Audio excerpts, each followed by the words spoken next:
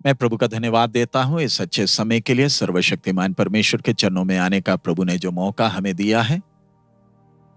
आइए आज के वचन मनन के लिए हम लोग नीति वचन 11 का 9 पढ़ें। भक्तिहीन जन अपने पड़ोसी को अपने मुंह की बात से बिगाड़ता है, परंतु धर्मी लोग ज्ञान के द्वारा बचाते हैं। हम सब अच्छी तरह जानते हैं, जब मनुष्य पाप के कारण परमेश्वर का दुश्मन ठहरा या पाप के कारण उसका परमेश्वर से, जीवन देने वाले परमेश्वर से संबंध टूटा, वो पाप का गुलाम बन गया और अब उसमें वो सामर्थ नहीं है, वो बल नहीं है कि वो अपने बलबूते से पाप के द्वारा आने वाली परीक्षाएं और मोह का सामना करे। मनुष्य कई बार जानबूझकर और कई बार अनजाने में पाप में गिरता है और वो परमेश्वर के लिए प्रसन्नदायक नहीं है। बेशक उसने अनजाने में गलती किया हो, दयालु परमेश्वर उसे क्षमा करने के लिए तैयार है जब वो अपने पाप का एहसास कर कर पछताता है और फिर अपने जीवन में ध्यान से चलने के लिए प्रभु के सामने समर्पण करता है। लेकिन जब एक व्यक्ति जानबूझकर पाप करता है, परमेश्वर उस स्वभाव से घृणा करता है और उस काम के लिए परमेश्वर का सजा उस पर गिरता भी है। जब परमेश्वर ने चुने हुए लोगों को अपनी व्यवस्था दी थी, तो बलि चढ़ाने की वो व्यवस्था भी दे रखी थी, ताकि उसने जो गलती की है उसके बदले में कोई निर्दोष जानवर चढ़ाया जाए, जिससे परमेश्वर का न्याय पूरा हो सके और वो व्यक्ति परमेश्वर के सजा से बच सके। लेकिन ध्यान रखे, बलि केवल उन्हीं बातों के लिए चढ़ाई जा सकती थी जब एक व्यक्ति अनजाने में कोई पाप करे। वो शरण शहर जितने भी थे वो उन लोगों के लिए थे जिन्होंने अचानक क्रोध में आकर किसी को जान से मारा और बाद में वो पछताए भी। परमेश्वर ने दिए हुए व्यवस्था के बारे में हम लेवी व्यवस्था में हम पढ़ सकते हैं। लेकिन परमेश्वर उस व्यक्ति के स्वभाव से घृणा करता है जो जानबूझकर वो काम करता है जिससे प्रभु को क्रोध पहुंचाए और दूसरों के जीवनों को बर्बाद करे। इधर परमेश्वर की आत्मा उस पापमय स्वभाव, वो जो कपटीपन का स्वभाव है, भक्तिहीनता का स्वभाव है, उससे परमेश्वर नफरत कैसे करता है उसके बारे में यह वर्णन किया है। जब हमारे प्रभु यीशु लोगों को सिखा रहे थे वो ईश्वरीय सच्चाई के बारे में, तब भी बार बार प्रभु उनको चेतावनी देते थे इस पाप के विषय में परमेश्वर कितना नफरत करता है और उसका परिणाम कितना भयानक है।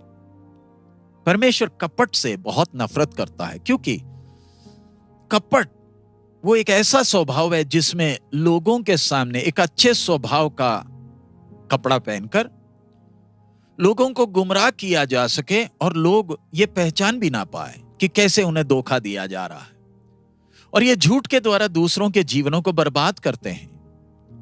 वो दिखाते हैं कि वो प्यार करते हैं, दूसरों के बारे में सोचते हैं, उनकी भलाई के बारे में वो सोचते हैं, इस तरह का वो नाटक रचते हैं और वो प्यार के उस पर्दे के पीछे काम करते हैं। और जब कोई व्यक्ति उनकी बातों में फंसता है तो वो अपने जीवन में समस्याओं में उलझ जाता है। एक कपट के हृदय में स्वार्थता भरी हुई है, इसलिए बड़ी चतुराई से वो अपनी योजनाएं बनाता है ताकि लोगों को बर्बाद करे, लोगों का फायदा उठाए। वो अपने मुंह से झूठी कहानियां बनाने के लिए तैयार रहता है ताकि परस्पर प्यार से रहने वाले लोगों के बीच में भी समस्याएं खड़ी करें, लोगों के बीच में दुश्मनी पैदा करता है और इसके कारण शैतान का काम और आसान हो जाता है और इस काम के द्वारा वो शैतान का एक एजेंट बनता है जिसमें कोई सत्य है नहीं। लेकिन परमेश्वर के ज्ञान के द्वारा एक धर्मी जन शैतान की चालाकियों को पहचान पाता है। परमेश्वर का ज्ञान सत्य है और सच्चाई से भरा है। सो जब एक व्यक्ति सत्य को प्यार करता है, परमेश्वर उसे मदद करता है कपटी को पहचानने में जो चतुराई से उसके सामने आता है। आइए आज सुबह हम अपने जीवन को देखें। क्या स्वर्ग मुझे एक कपटी की श्रेणी में डालेगा जो अपने पड़ोसियों की भलाई नहीं चाहता, हम बेशक बाहरी तौर पर उनको कोई कष्ट तो नहीं पहुंचा रहे, लेकिन क्या हमारा स्वभाव दूसरों के लिए रुकावट है, ठोकर का कारण है? क्या उनकी आत्मिक जीवन को बर्बाद करता है? क्या हम वैसे कपटी हैं जो संसार को अंदर से प्यार करते हैं, मोह से और शरीर की लालसाओं से भरपूर हैं, और बाहर से हम आत्मिकता का नाटक करते हैं दुनिया के सामने, ऐसे जैसे कि हम प्रभु के इच्छा के अनुसार चल रहे हैं? क्या हमारा चाल चलन अविश्वासी के लिए कहीं ठोकर तो नहीं है, जो सत्य की खोज में है? परमेश्वर सत्य का परमेश्वर है, वो कल, आज और हमेशा एक सा है, और प्रभु में कोई अशुद्धता नहीं है। और परमेश्वर चाहता है उसके संतानों के अंदर भी यही स्वभाव हो, ताकि दुनिया के सामने शुद्ध रहे। और जब हम लोगों के सामने, दुनिया के सामने कहते हैं कि हम पवित्र परमेश्वर के संतान हैं, परमेश्वर चाहता है कि हम पिता के स्वभाव को प्रकट करें। परमेश्वर ये नहीं चाहता कि हम दूसरों के सामने अपनी प्रार्थना और बातों में भक्ति का नाटक करें, वरन प्रभु का स्वभाव, परमेश्वर का स्वभाव हमारे दैनिक जीवन में प्रकट हो। जब अविश्वासी हमें देखें, क्या उनके सामने हमारा जीवन कुछ पहेली की तरह तो नहीं है, जो सत्य को प्रकट नहीं कर रहा?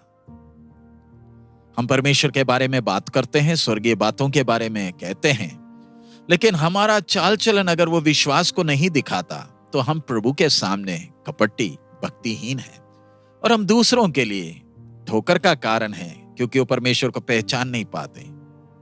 हम जानते हैं प्रभु यीशु इस्राएल के लोगों को चेतावनी देता रहा कि कपटी ना बने, क्योंकि वो अपने धार्मिक परंपराओं से तृप्त थे, लेकिन प्रभु को प्यार नहीं करते थे, और लोगों के सामने वो अच्छा नमूना भी नहीं बने। लोगों के सामने एक अच्छा नमूना बनने के जगह में वो संसार के रीति रिवाज के पीछे चलने लगे। सो आइए हम अपने चाल चलन में ध्यान से चलें। परमेश्वर ने हमें समाज में अलग अलग स्थानों में रखा है, ताकि हम दूसरों के सामने जीवित गवाह बन सकें। हमारा जीवन वो विश्वास को प्रकट करें। इसका मतलब ये नहीं कि हमसे गलतियां नहीं होंगी, लेकिन हम अपनी गलतियों को स्वीकार करने के लिए तैयार हो जाएं और जयवंत हो, और पवित्र आत्मा हमें मदद करने के लिए साथ है, ताकि दुनिया प्रभु यीशु मसीह को जाने और एक पापी अपने उद्धारकर्ता से संपर्क कर सके। आइए हम परमेश्वर के ज्ञान से भरपूर हो जाएं, ताकि हमारा जीवन सत्य से और परमेश्वर के जीवन से भरपूर हो और निष्कलंक हो, और हमें कोई अशुद्धता ना रहे। प्रभु उसके लिए हमें मदद करे। आइए हम प्रार्थना करें। हमारे अनुग्रहकारी दयालु पिता, हम आपका धन्यवाद देते हैं इस समय के लिए, आपके बहुमूल्य वचन के लिए। बाप प्रभु, जब दुनिया ढोंग करती है, पाप में खेलती है, निष्कलंक मन के साथ, सच्चाई के साथ, आपको प्यार करते हुए और आपके वचनों के अनुसार चलने के लिए हम एक एक को मदद करें प्रभु, ताकि हमारा जीवन किसी के लिए ठोकर ना बने। बाप, जो भी हमें देखे आपकी महिमा कर सके, आपकी आशीष बनी रहे। यीशु मसीह के मधुर नाम से हम मांगते, आमीन। प्रभु हम सबको बहुत आयत में आशीष दे। हमारा प्रभु अति शीघ्र आ रहा है। मारा ना था।